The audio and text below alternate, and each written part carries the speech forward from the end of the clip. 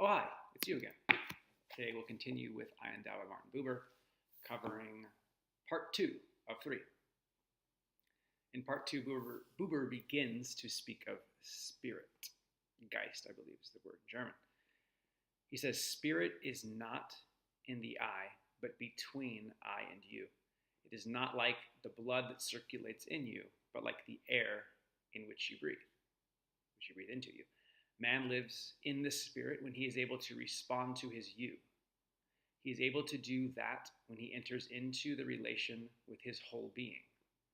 It is solely by virtue of his power to relate that man is able to live in the spirit. Man is a fundamentally relational being. That's the presupposition here. Buber here turns now to Buddhism explicitly. He says, the same karma that appeared to earlier generations in pre-Buddhistic India, he says. So the same karma that appeared to earlier generations as a beneficial dispensation for our deeds in this life raise us into higher spheres in the next, is the idea. Now is seen as tyranny, he says, for the deeds of a former life of which we are unconscious have imprisoned us in a dungeon from which we cannot escape in this life. Where the meaningful law of a heaven used to arch, with the spindle of necessity hanging from its bright vault, the meaninglessness, tyrannical power of the planets now holds sway, Buber says.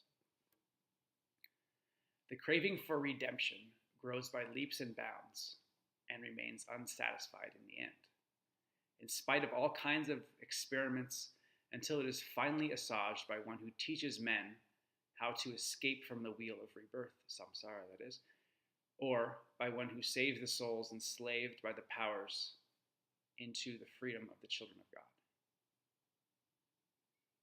Toward the end of part 2, there's a nice image that Buber leaves us with, and he says, the Brahmana of the 100 paths relates to the gods, and the demons were once engaged in a contest.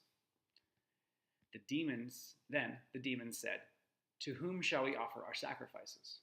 They placed all offerings in their own mouths. But the gods placed the offerings in one another's mouths. Then Prajapati, the primal spirit, bestowed himself upon the gods, not the demons. And Buber clarifies a duality that might emerge in the mind of his readers when he says at the very end of part 2, he says, there are not two kinds of human beings, but there are two poles of humanity. No human being is pure person, and none is pure ego. None is entirely actual, none is entirely lacking in actuality. Each lives in a twofold I, but some men are so person-oriented that the one may call them persons, while others are so ego-oriented that one may call them egos. Between these and those, true history takes place. So the idea being that there is a spectrum on which people can move back and forth, and due to habit, we may tend to reside towards one or the other. It shows that there is not a fixed nature of each person, but that there is the ability to move. Thank you for coming back, and we'll see you next time.